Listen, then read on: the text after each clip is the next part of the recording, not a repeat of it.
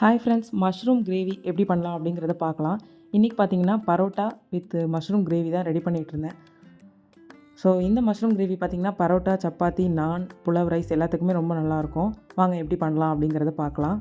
ஒரு கடாயில் கொஞ்சமாக எண்ணெய் வச்சுட்டு பட்டை, லவங்கம், ஏலக்காய், பிரியாணி இலை, கொஞ்சமாக சோம்பு தாளிச்சிக்கலாம்.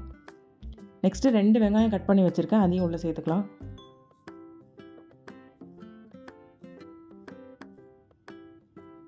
வெங்காயம் நல்லா வதங்கினதும் 2 தக்காளி மிக்சியில் பேஸ்ட்டாக அடித்து வச்சுருக்கேன், அதையும் உள்ளே சேர்த்துக்கலாம்.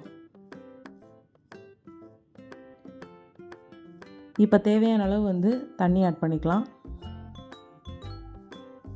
இப்போ கொஞ்சமாக உப்பு, ஒரு 1/4 ஸ்பூன் பார்த்திங்கன்னா மஞ்சள் தூள், ஒரு 1/2 ஸ்பூன் பார்த்திங்கன்னா மிளகாய் தூள் ஆட் பண்ணிக்கிறேன்.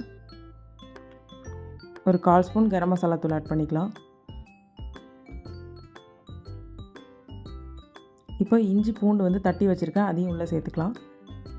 இப்போ நல்லா வாஷ் பண்ணிவிட்டு கட் பண்ணி வச்சுருக்க மஷ்ரூமு இதையும் உள்ளே ஆட் பண்ணிக்கலாம். மஷ்ரூமை ஆட் பண்ணிவிட்டு நல்லா மிக்ஸ் பண்ணி கொடுத்துருங்க.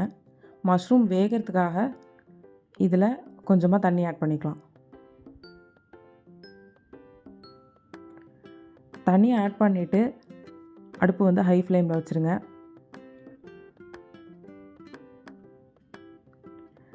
நெக்ஸ்ட்டு பார்த்திங்கன்னா ஒரு பேஸ்ட் ரெடி பண்ணிடலாம்.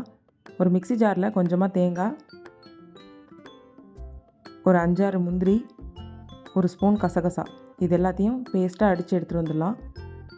இந்த மஷ்ரூம் நல்லா குக் ஆனதுக்கப்புறம் நாம் அரைச்சி வச்சுருக்கிற அந்த பேஸ்ட்டை உள்ளே ஆட் பண்ணிக்கலாம்.